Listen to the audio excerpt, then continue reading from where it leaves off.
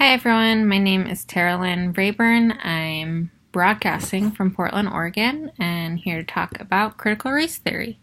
So, a time when I experienced institutionalized racism was as a small child visiting my aunt in Tennessee, and her pointing out to me a place that still had labels for white versus black drinking fountains.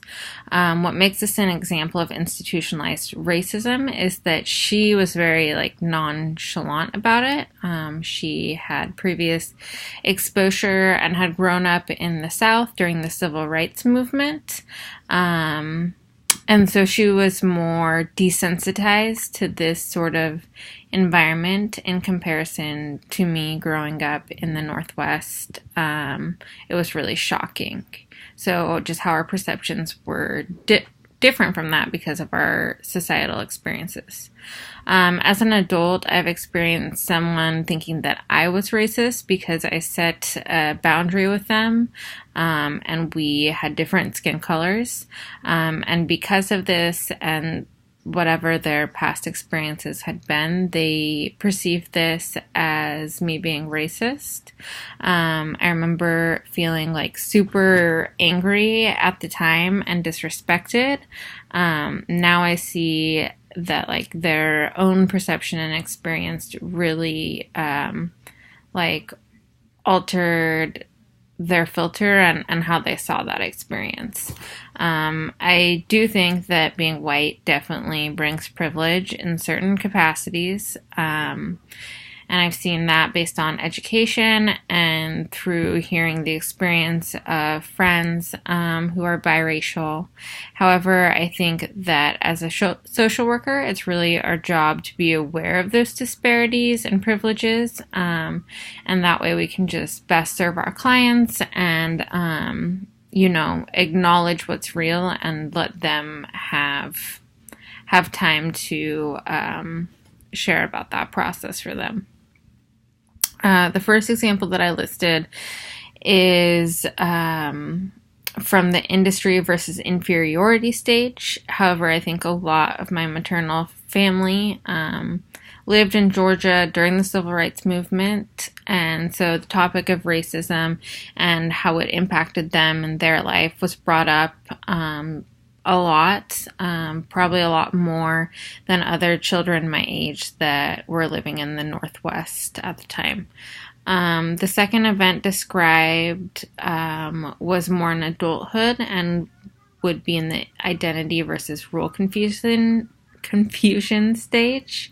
I think that this time period is really interesting for me as far as role confusion, as I was being exposed to a lot more criminality and a lot more racial slurs, if you will, such as people, saying calling me white and it being a derogatory thing, basically you're ignorant, you don't understand because you're white, you haven't had this experience.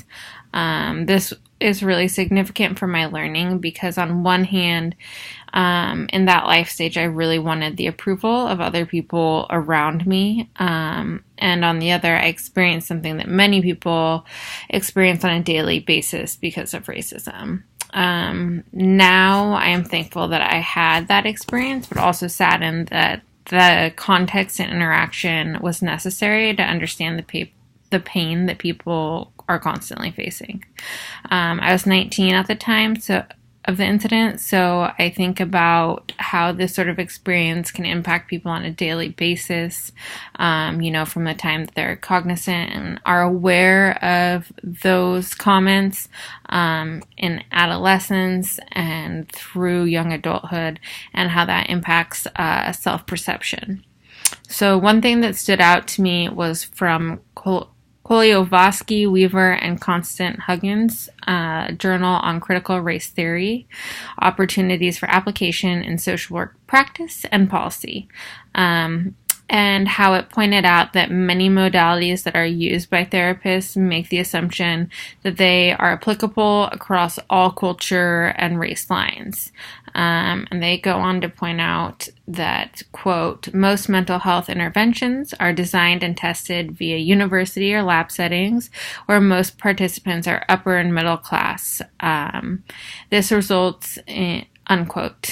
This results in these modalities or interventions being mainly in alliance with individuals that are white, upper class, middle class, and really doesn't leave any room for cultural specifics. An example of this that I can think of from working in substance use field is working with Native American population. When I was first working with a Native American client, I remember noticing that they didn't make eye contact with me and their eye contact was a bit avoidant. And I was really lucky to have an awesome supervisor at that time who had a lot of experience with this population, and he was able to share with me that this is kind of a cultural norm, that a lot of times really by not having eye contact that they believe that that is like showing respect to someone. And so, you know, applying critical race theory as a social worker means being present in our pursuits to understand a client without making assumptions or globalizations. So with that example, understanding, hey, maybe there's a reason for this, getting supervision on it, and being willing to understand and really learn more about that population, and also not putting them into a box, you know, like taking time to hear someone's story, even if they look, you know, like they're a similar cultural background as you. Like, we don't know that. So, like, what's your cultural experience, and really taking time to get to know that person. That's all. Thanks, guys.